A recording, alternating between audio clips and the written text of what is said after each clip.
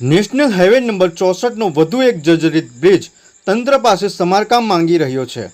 આમોદ તાલુકાના નહિયર ખાડી ઉપરનો બ્રિજ જર્જરિત અવસ્થામાં જોવા મળતા વાહન ચાલકોમાં ફફડાટ ફેલાઈ જવા પામ્યો છે।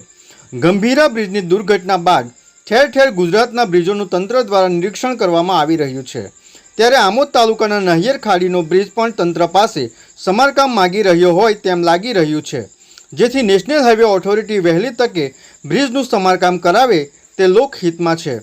નહિયર ગામે ખાડી ઉપરનો બ્રિજ અત્યંત જર્જરિત અવસ્થામાં હોય, કોઈ મોટી દુર્ઘટના સર્જાય તે પહેલાં બ્રિજનું સમારકામ થાય તે ઈચ્છનીય છે। હાલમાં તો વાહન ચાલકો બ્રિજ ઉપરથી જીવના જોખમે મુસાફરી કરવા મજબૂર બન્યા હોય તેમ લાગી રહ્યું છે। અત્રે ઉલ્લેખનીય છે કે નેશનલ હાઈવે ઓથોરિટીના અધિકારીઓ અવારનવાર ઢાઢર નદીના બ્રિજનું નિરીક્ષણ કરવા જાય છે, ત્યારે રસ્તામાં આવતા નહિયર ખાડીનો બ્રિજનું પણ નિરીક્ષણ કરી સમારકામ કરાવે તેવું વાહન ચાલકો ઈચ્છી રહ્યા છે। ગંભીરા પુલ દુર્ઘટના બાદ સરકાર સફાળી જાગી છે અને બ્રિજનું સમારકામ અનેકો જગ્યા પર બ્રિજ પુલ બધાનું સમારકામ કરવામાં તંત્ર ચાલુ થઈ ગયું છે।